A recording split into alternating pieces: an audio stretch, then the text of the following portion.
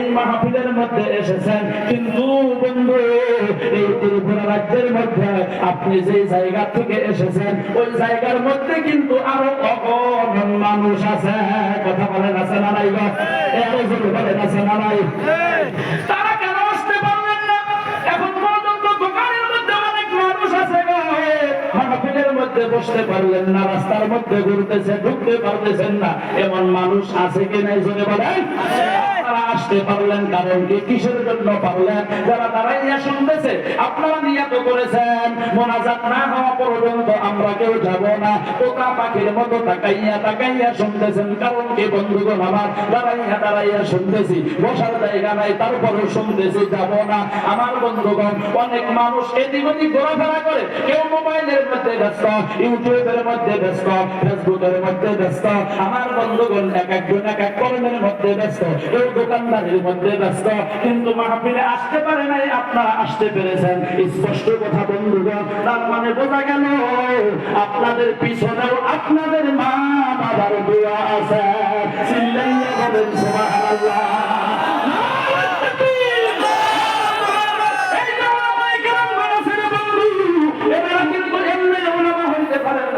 এমনি মৌলানা হইতে পারেন নাই, এমনি মুহাদ্দিস হইতে পারেন নাই, এমনি হাফিজে কোরআন হইতে পারেন নাই। যারা মাস্টার আছেন মনে করবেন না আমি মেহনত করে হয়েছি। না না না না, আপনার মতো অনেক মাস্টার আছে, আপনার মতো অনেক মানুষ আছে লেখাপড়াও করেছে কিন্তু চাকরি তো হইল না। যারা ইঞ্জিনিয়ার আছেন আমার বন্ধুগণ, আপনি কিন্তু এমনি হইতে পারেন নাই। আমার বন্ধুগণ যারা অ্যাডভোকেট আছেন, আপনি কিন্তু এমনি হইতে পারেন নাই। বলবেন কেমনে হলাম? আমার বন্ধুগণ আপনার পিছনেও ওদের মা বাবার মেহনত দেওয়া আছে। চিল্লাইয়া কথা বলেন ঠিক কিনা? একটা কথা বলে বক্তব্য শেষের দিকে নিয়ে যাবো 10 মিনিটের মধ্যেই। শেখ ফরিদ রহমাতুল্লাহ আলাইহি আপনারা নিশ্চয় নাম শুনেছেন, শুনছেন কি শোনেন নাই? আমার বন্ধুগণ একটা জবান বন্ধ রাখবেন না। দাঁড়ানো বসা যারা আছেন, স্টেজে যারা আছেন, সকলে সুবহানাল্লাহ বলবেন। আগে শুনেন আমার বন্ধুগণ, শেখ ফরিদ রহমাতুল্লাহ আলাইহি এই চেহারা মুবারক যদি কোনো গায়ের কোন মানুষে দেখতো, কথা বোঝা গেল? কোন গায়ের কোন মানুষে যদি দেখতো, দেখার লগে লগে কালিমা পড়িয়া মুসলমান হয়ে যাইত।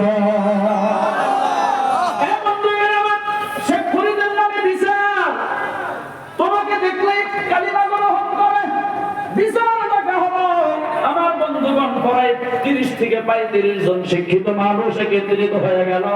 শেখ ফরিদ রহমাতুল্লাহ আলাইহি বিচারের ময়দানে গেলেন। মা বগ্নিগণ যেমন বোরকা পরিধান করে, মুখের মধ্যে নেকাব লাগায়, তদ্রুপ মুখের মধ্যে নেকাব লাগাইয়া চোখটা বের করিয়া ওই বিচারের ময়দানের মধ্যে চলিয়া গেল। যারা মুখিয়াল আমার বন্ধুগণ, আমরা যাদেরকে অ্যাডভোকেট বলি, ডাক দিয়া বলেন শেখ ফরিদ তুমি তোমার মুখটা বাহির করো, চেহারাটা বাহির করো। বাহির করেন না, আবার বলছেন বাহির করো। বাহির করলেন না, আবার বলছেন বাহির করো। বাহির করলেন না। যিনি সভাপতি বিচারক তিনি ডাক দিয়া বলেন শেখ ফরিদ চেহারা যদি দেখা না যায় গো, কথা বলিয়া ভালো লাগে না। চেহারা যদি দেখা না যায়, কথা শুনিয়াও ভালো লাগে না। এই কথা বলার লগে লগে শেখ ফরিদ রহমাতুল্লাহ আলাইহি বন্ধুগণ আমার মুখের নেকাবটা লাহে করিয়া বন্ধুগণ উঠাইয়া দিল।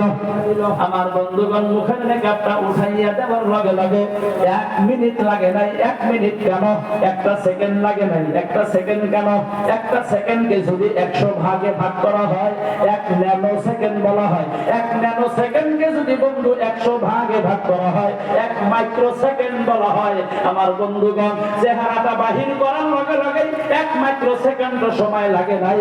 আমার বন্ধু 30 থেকে 35 জন শিক্ষিত মানুষ একসঙ্গে কালিমা বন্ধুগণ গ্রহণ করিয়া নিল।